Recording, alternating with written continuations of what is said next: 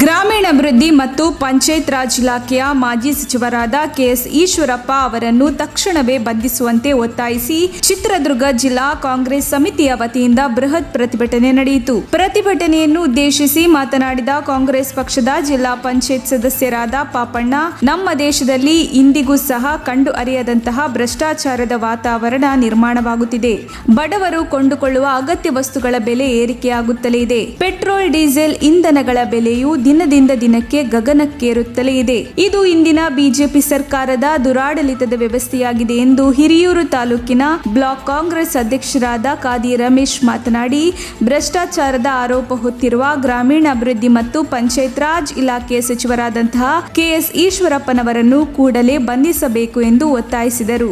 ರಾಜ್ಯದಲ್ಲಿ ಬಿಜೆಪಿ ಸರ್ಕಾರವೇ ಆಡಳಿತದಲ್ಲಿ ಇದ್ದು, ಇಂತಹ ಸಂದರ್ಭದಲ್ಲಿ ಬಿಜೆಪಿ ಪಕ್ಷದ ಮುಖಂಡ ಗುತ್ತಿಗೆದಾರ ಸಂತೋಷ್ ಪಾಟೀಲ್ ಆತ್ಮಹತ್ಯೆ ಮಾಡಿಕೊಳ್ಳುವಂತಹ ದಯನೀಯ ಸ್ಥಿತಿ ಇಂದಿನ ಬಿಜೆಪಿ ಸರ್ಕಾರದಲ್ಲಿದೆ. ಇದು ಬಿಜೆಪಿ ಪಕ್ಷ ಮತ್ತು ಸರ್ಕಾರಕ್ಕೆ ಗೌರವ ತರುವುದಿಲ್ಲ ಎಂದರು. ಇದೇ ವೇಳೆ ನಮ್ಮ ತುಮಕೂರು ಮಾಧ್ಯಮದ ಮೂಲಕ ಮಾತನಾಡಿದ ಕೆಪಿಸಿಸಿ ಜಿಲ್ಲಾ ಉಸ್ತುವಾರಿ ರಾಜ್ಯ ಪ್ರಧಾನ ಕಾರ್ಯದರ್ಶಿಯಾದ ಸಂಧ್ಯಾ, ಇಂದಿನ ದಿನಗಳಲ್ಲಿ ಭ್ರಷ್ಟಾಚಾರ ಮಿತಿಮೀರಿದೆ. ದಿನಬಳಕೆ ವಸ್ತುಗಳ ಬೆಲೆಗಳು ಗಗನಕ್ಕೇರಿದೆ. ಆದರೆ ಬಿಜೆಪಿ ಸರ್ಕಾರ ಇದಕ್ಕೆ ತಲೆಕೆಡಿಸಿಕೊಳ್ಳುತ್ತಿಲ್ಲ.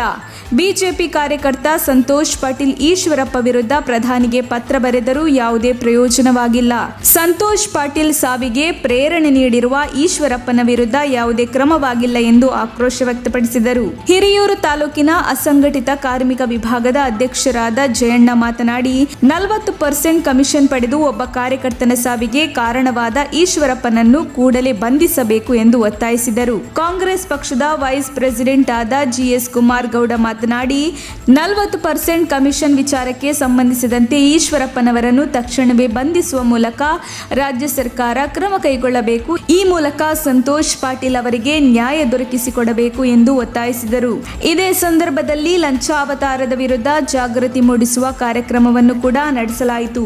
ಈ ಸಂದರ್ಭದಲ್ಲಿ ಕಾಂಗ್ರೆಸ್ ಪಕ್ಷದ ಹಿರಿಯ ನಾಯಕರಾದ ಟಿಬಿ ಜಯಚಂದ್ರ, ಎಚ್ ಆಂಜನೇಯ, ಜಮೀರ್ ಅಹಮದ್, ಸೋಮಶೇಖರ್ ಬಿಡಿ, ಸುಧಾಕರ್, ಮಾಜಿ ಜಿಲ್ಲಾ ಪಂಚಾಯತ್ ಸದಸ್ಯರಾದ ಸಿಬಿ ಪಾಪಣ್ಣ, ಬ್ಲಾಕ್ ಕಾಂಗ್ರೆಸ್ ಅಧ್ಯಕ್ಷರಾದ ಕಾದಿ ಜೆ ರಮೇಶ್, ನಂಜಯ್ಯನ ಕೊಟ್ಟಿಗೆ ಅವಿನಾಶ್, ಹಿರಿಯೂರು ತಾಲೂಕಿನ ಮಹಿಳಾ ಕಾಂಗ್ರೆಸ್ ಅಧ್ಯಕ್ಷರಾದ ಎಂಎಸ್ ಗೌರಿ ಮುರಳೀಧರನ್, ಆದಿವಾಲ ಗ್ರಾಮದ ಚಮನ್ ಶರೀಫ್, ಕಾರ್ಮಿಕ ವಿಭಾಗದ ಶಿವಕುಮಾರ್ ವಿ, ರಾಘವೇಂದ್ರ ಹಾಗೂ ಕೆಪಿಸಿಸಿ ಜಿಲ್ಲಾ ಉಸ್ತುವಾರಿ ಹಾಗೂ ರಾಜ್ಯ ಪ್ರಧಾನ ಕಾರ್ಯದರ್ಶಿ ಸಂಧ್ಯಾ, ಅಸಂಘಟಿತ ಕಾರ್ಮಿಕ ವಿಭಾಗದ ಅಧ್ಯಕ್ಷರಾದ ಜಯಣ್ಣ, ವಕೀಲರು ಹಾಗೂ ಕಾಂಗ್ರೆಸ್ ಪಕ್ಷದ vice president G S Kumar Gowda ಹಾಗೂ ಎಲ್ಲ ಕಾಂಗ್ರೆಸ್ ಪಕ್ಷದ ಗ್ರಾಮ ಪಂಚಾಯತ್ ಸದಸ್ಯರುಗಳು, ಅಧ್ಯಕ್ಷರು, ಉಪಾಧ್ಯಕ್ಷರು ಹಾಗೂ ಎಲ್ಲ ತಾಲೂಕಿನ ನಗರಸಭೆ ಅಧ್ಯಕ್ಷರು, ಉಪಾಧ್ಯಕ್ಷರು, ಸದಸ್ಯರು ಹಾಗೂ ಕಾಂಗ್ರೆಸ್ ಪಕ್ಷದ ಎಲ್ಲ ಹಿರಿಯ ನಾಯಕರು, ಮುಖಂಡರು ಹಾಗೂ ಕಾಂಗ್ರೆಸ್ ಪಕ್ಷದ ಕಾರ್ಯಕರ್ತರು, ಕಾಂಗ್ರೆಸ್ ಪಕ್ಷದ ಅಭಿಮಾನಿಗಳು ಇತರರು ಉಪಸ್ಥಿತರಿದ್ದರು. ವರದಿ ಮುರಳೀಧರನ್ ಆರ್, ಹಿರಿಯೂರು. ಬಿಜೆಪಿ ಸರ್ಕಾರ ಈ ದೇಶದಲ್ಲಿ, ಈ ರಾಜ್ಯದಲ್ಲಿ ಹಿಂದೆಂದೂ ಕಂಡು ಅರಿದಂತಹ ಒಂದು ಕೆಟ್ಟ ಪರಿಸ್ಥಿತಿ ವಾತಾವರಣ ನಿರ್ಮಾಣ ಆಗಿದೆ. ಇವತ್ತು ದಿನನಿತ್ಯ ಬಡವರ ವಸ್ತುಗಳ ಬೆಲೆ ದಿನೇ ದಿನ ಏರಿಕೆ ಆಗ್ತಾ ಇದೆ. ಡೀಸೆಲ್ ಬೆಲೆ, ಪೆಟ್ರೋಲ್ ಬೆಲೆ ಎಲ್ಲವೂ ಗಗನಕ್ಕೆ ಹೋಗ್ತಾ ಇದೆ. ಬಡವರ ಬದುಕು ದುಸ್ತರ ಆಗ್ತಾ ಇದೆ. ಈ ಭ್ರಷ್ಟ ಬಿಜೆಪಿ ಸರ್ಕಾರವನ್ನು ಮುಂಬರುವ ದಿನಗಳಲ್ಲಿ 2023ರಲ್ಲಿ ಎಲ್ಲರೂ ಕಿತ್ತೋಗಿಬೇಕು ಅಂತ ನಾನು ಸಂದರ್ಭದಲ್ಲಿ ಕೇಳ್ತಾ ಇದ್ದೀನಿ. ಮೊನ್ನೆ ಈಶ್ವರಪ್ಪನವರು 40% ಕಮಿಷನ್ ಪಡೆದು ಅಮಾಯಕವಾದ ಒಂದು ಗುತ್ತಿಗೆದಾರನ ಸಾವಿಗೆ ಕಾರಣ ಈಶ್ವರಪ್ಪನ ಕೂಡಲೇ ಬಂಧಿಸಬೇಕು ಅಂತ ಮಾನ್ಯ ಸಿಎಂ ಬಸವರಾಜ ಬೊಮ್ಮಾಯಿ ಅವರ ಸರ್ಕಾರಕ್ಕೆ ನಾನು ಮನವಿಯನ್ನು ಮಾಡ್ತಾ ಇದ್ದೀನಿ. ಇಂಥ ಬಿಜೆಪಿ ಸರ್ಕಾರ ಕಳೆದ ಹಿಂದೆ 75 ವರ್ಷ ಕಾಂಗ್ರೆಸ್ ಅಧಿಕಾರವನ್ನು ಮಾಡ್ಕೊಂಡ್ಬಂದು ಯಾವುದೇ ರೀತಿಯಿಂದ ಕೋಮು ಗಲಭೆಯನ್ನು ತಂದಿರಲಿಲ್ಲ. ಸರ್ವ ಜನಾಂಗದ ಶಾಂತಿಯ ತೋಟ ಅನ್ನುವ ರೀತಿಯಲ್ಲಿ ನಮ್ಮ ರಾಜ್ಯ, ನಮ್ಮ ದೇಶ ಸುವ್ಯವಸ್ಥಿತ ರೀತಿಯಲ್ಲಿತ್ತು.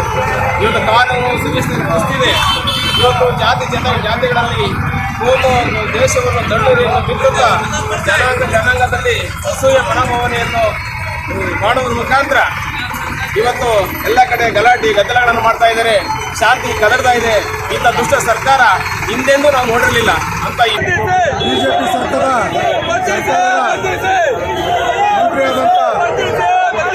ಈಶ್ವರಪ್ಪನವರನ್ನ ಕೂಡಲೇ ಬಂಧಿಸಬೇಕು.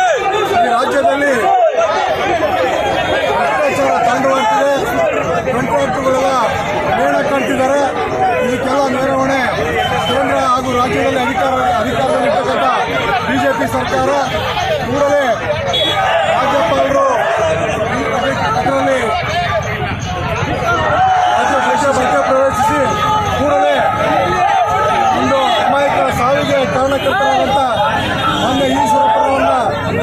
ಸ್ಪಂದಿಸಬೇಕು ಹಾಗೂ ಈ ಭ್ರಷ್ಟ ಬಿಜೆಪಿ ಸರ್ಕಾರವನ್ನು ವಜಾ ಮಾಡಬೇಕು ಅಂತ ಹೇಳ್ಬಿಟ್ಟು ಹಿರಿಯೂರು ತಾಲೂಕು ಬ್ಲಾಕ್ ಕಾಂಗ್ರೆಸ್ ಅಧ್ಯಕ್ಷ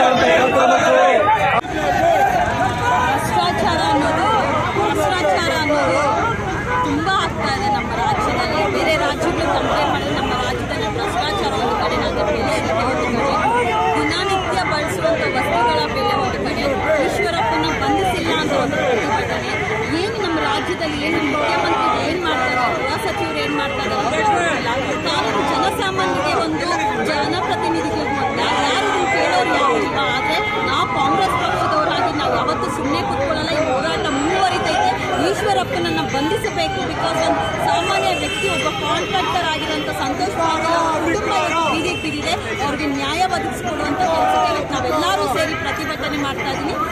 ಸಂಧ್ಯಾ, ಚಿತ್ರದುರ್ಗ ಜಿಲ್ಲಾ ಉಸ್ತುವಾರಿ, ರಾಜ್ಯ ಪ್ರಧಾನ ಕಾರ್ಯದರ್ಶಿ. ನಾನು ಅಸಂಘಟಿತ ಕಾರ್ಮಿಕ ಅಧ್ಯಕ್ಷರಾದ ಜಯಣ್ಣ ಈ ತಾಲೂಕು